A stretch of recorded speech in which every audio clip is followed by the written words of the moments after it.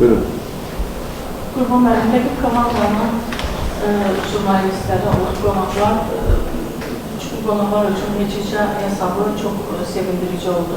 Sizin üçün bu neçə nə deməkdir? Siz sürprizlə qarşılaşa bilərsinizmi cavab oyununda? Bir də ikinci sual, zədəli oyuncular var deyəsən, onların cavab oyuna qədər bərpa eləmək mümkün olacaq. Yəni, səfərdə oynayırlar, əlbəttə ki, sərfəli nəticə ilə dönürlər. Buna niyə də sevinməsinlər ki,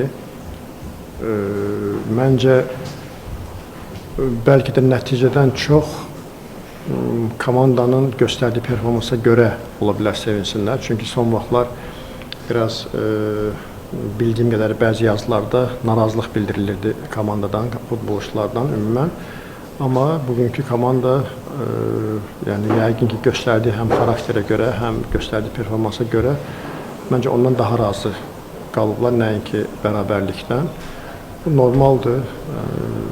Mən burada elə bir şey, ciddi bir şey görmürəm. O ki, qaldı cavab oyunundakı nəticəyə. Bəli, biz ora qalib gəlmək üçün gedəcəyik inşallah, hazırlaşacağıq. Yəni, ümumiyyətcə, belə oyunlar elədir ki,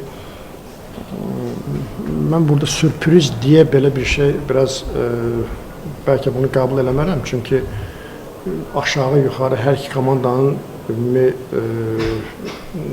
belə deyək, bacarığı eynidir və hər ikisi belə köklü komandadır, hər ikisi Avropa təcrübəsinə malik bir komandalardır. Burada yəni, biz hansısa bir lap böyük bir komanda deyilik ki, bizə qalib gəlmək nasıl bir sürpriz və yaxud biz uduzduq nəsə bir sürpriz olsun. Yəni, bu komandanın gücü var ki, yəni, biz səviyyədə komandaları qalib gəlməyə.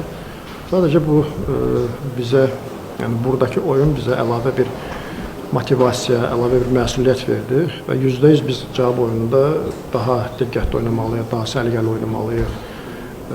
Çünki həm yaxşı məşqçiləri var, hansı ki öz klub yetirməsi, hansı ki öz hörməti olan, yəni bu klub azərkeşləri ona böyük hörməti olan bir futbolçudur və olub əvvəl, indi də yəni görürsünüz ki, hər dəfə bəzi fərqli sistemlər eləyir. Yəni bu onu göstərir ki, daima öz üzərində çalışan, daima rəqibi analiz edən, daima istənilən rəqibə qarşı düzgün oyun qurmağa çalışan bir məşqçiləri var. Ona görə mən buna sürpriz kimi baxmıram. Biz sadəcə çalışacağıq ki, qalib gəlməyə səfərdəki oyunda.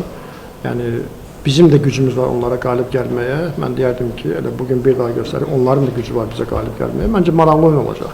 Maraqlı oyun olacaq. Mən hər iki komandaya onları arzulayıram ki, ən əsası həm rəqib azərkeşləri, həm də bizim azərkeşlər belə deyək, oyundan həzz alsınlar.